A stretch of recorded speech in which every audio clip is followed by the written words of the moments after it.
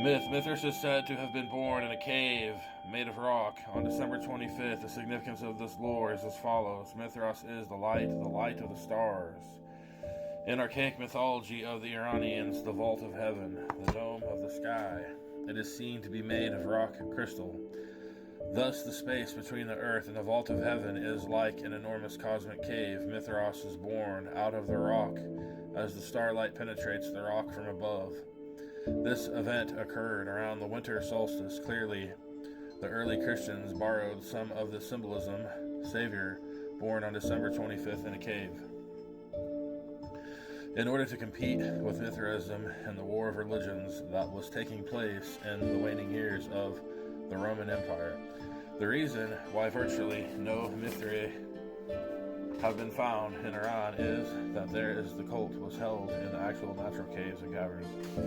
The Roman soldiers were usually trained civil engineers and could readily build small artificial caverns, even in urban settings, to suit their needs.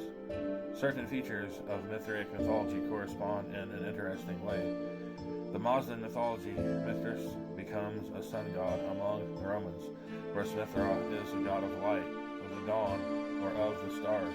In Iran, Mithra is a protector of cattle, whereas in Rome, he is seen as a cattle rustler or cattle killer. This certainly can be explained as a reflection of the older pre-Zoroastrian view of the god Mithra. The killing and or sacrifice of the bovine signals radical cosmic change in Iranian myth. Angra Mainyu conspires to cause the death of the original cosmic bovine, Gevhidavadota, from whose purified seed all animals are generated by Hara Mazda. The Toraktani, or bull-killing icon of Roman Mithras, certainly alludes to some of these ideas. We see that a ear of wheat is emerging from the bull, and that an evil creature, a scorpion, is trying to attack the source of the bull's seed. His testicles, all of these motifs seem to refer to the same mythic partigons as the Iranian material. Another, and perhaps more to the point, example of the sacrifice of a bull leading to world change is found in Bundehishen 30:25, where we read that the final Saoshyant, or Savior, will sacrifice a bull, and in connection with this prepare the final Hayoma, the sacred drink, which will result in the manifestation of man's final body, in which all humans will attain immortality in a physical sense. So the bull sacrifice is intimately connected to world change, human perfection, and immortality, as we will see. These ideas are very ancient in Zoroastrianism and were taken into Christianity in imitation of the archaic Persian doctrines.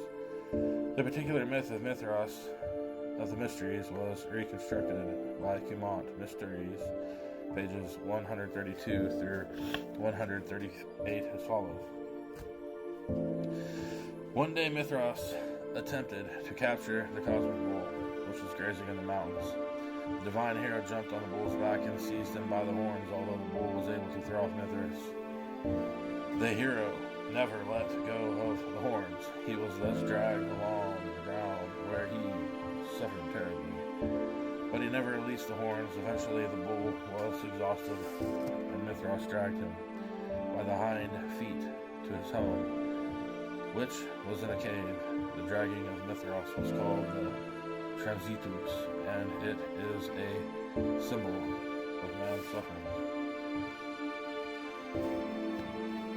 The bull, however, succeeded in escaping from the cave and again roamed in the mountains.